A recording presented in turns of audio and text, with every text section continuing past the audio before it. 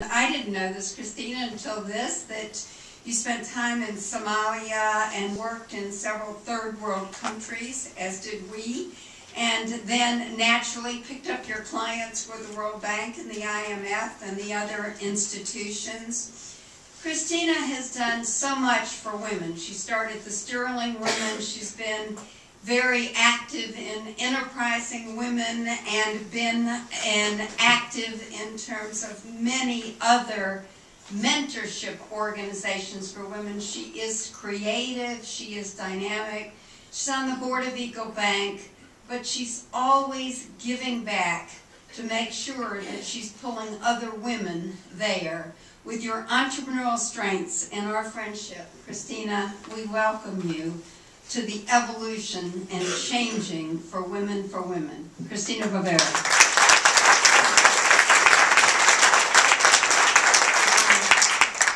I really feel like I'm the accidental entrepreneur and the accidental CEO, so I don't know really where I fit in this panel, but I'm very happy to be here. I thought what I would do is really tell you my story on how I became the CEO of Rest Limousine, because I think it's very different than most people. As Edie said, I was born in Japan, and I actually lived overseas until I went to college here in Washington, D.C. So had a wonderful childhood all over the world, Japan, Brazil, Portugal, and then 10 years in Africa. So I wanted to follow in my father's footsteps and join the Foreign Service. So I went to GW and got a degree in International Affairs. And as a senior at GW, I worked for this nonprofit organization to uplift the status of women in the third world. And then naturally they offered me a job. So instead of going into the Foreign Service, I went into the nonprofit Third World Development Organization and went back to Africa, worked in Somalia and Kenya on projects to uplift the status of women. This was all before the mid-'80s, so Somalia was still in better shape than it is today. But I did that for 2 or 3 years and decided that was not what I wanted to do for a living. So I came back to the States, and the only job I could find was 100% a commission-paid advertising sales job. So no salary. I just pounded the pavement, made cold calls out of the yellow pages, and that's how I met the owner of Rest Limousine, who finally, after 2 months, bought an ad for me. And I learned in that process that I was really good at sales, and so we went out to dinner. I mean, after I got my commission check, of course. He took me to dinner, and we started dating.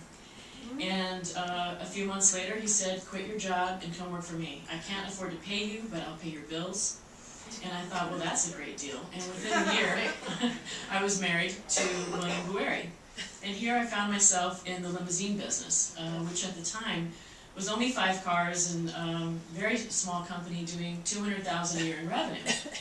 And so William taught me the business, taught me how to take a reservation, and then he taught me how to invoice and payroll. And I noticed I was taking all the reservations, and I said, why am I taking all the reservations? And so he was Lebanese and said, Americans like to do business with Americans, and so I really think you should take the calls.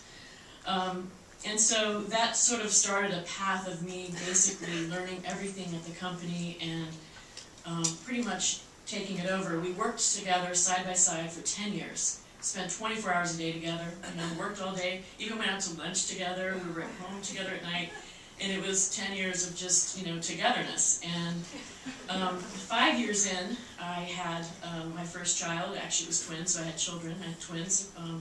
Prayed to God for 1 baby and ended up with 2. And then within a year, had another one. So it was a really crazy time for me. But 5 years later, we were building a house out in Leesburg, and our home wasn't ready. And so I was a mom with 4 kids under 4, living in a hotel. And he said, if I don't go there every day, our house is never going to get built. And I said, well, I can't be in the office without you. He said, if you need me, just call me. I'm a phone call away. I said, all right, we can try this. And 2 months later, I said, don't come back. So what I learned was that when you spend 24 hours with your husband, and you're working, and you own a business together, there's just no separation of your business and in your personal life. And what I also found was that working with him, he was kind of the mean guy, and I was the nice one. And I realized I was spending my entire day just negotiating on behalf of my employees. They would come to me and say, can you go talk him into this? Can you go talk him into that? So with him out of the picture, it just made things more streamlined and more enjoyable. And I could be more productive. And he was actually thrilled. He was thrilled. So we decided he would stay home with the kids and I would run the business. So that was 10 years ago, and at the time we were doing $5 million in revenue, and today we're doing $18 million in revenue.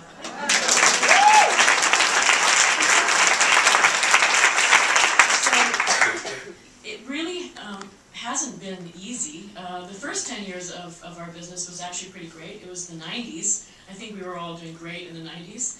And then, of course, 9/11 happened, and everything sort of came crashing to a halt. So about a year after he stopped coming to the office, 9/11 happens, and business just came to a standstill. And I had a lot of very dark moments. My bank dropped me. My CPA firm told me to declare bankruptcy. And all I could think about was, if this business fails, it's going to look like it was my fault. And, because I was running it, and he was home with the kids. And so, as women, I think we all, we don't want to fail, and we especially don't want to fail when our entire family is depending on us, and we don't want to fail when we have 300 employees depending on us. And so I was in a really tough spot. And I said, I will not declare bankruptcy. I would have to be dead to declare bankruptcy. I'm gonna crawl myself out of this hole. And it really did take about 5 years to crawl out of that hole. I mean, we literally went 5 years with no profits. And the only thing that kept us in business was that we kept winning more contracts and our revenues were going up. And people believed in us. And I have to say, during those really tough times, we kept doing community service. We always donated limousines to those less fortunate, especially sick children. And I remember my banker telling me, Kristina, the reason why I never repossessed your buses was because I saw you at all these charity events. Even in hard times, you still kept donating. And I think that's a great theme for today. I think everyone up here, has a strong philanthropic bent, and we all do what we can through our businesses and through our mentoring of other people in business. So it hasn't been easy, and I've had some very dark moments, but somehow I'm still here, and the company is doing well. 2012 was our best year ever.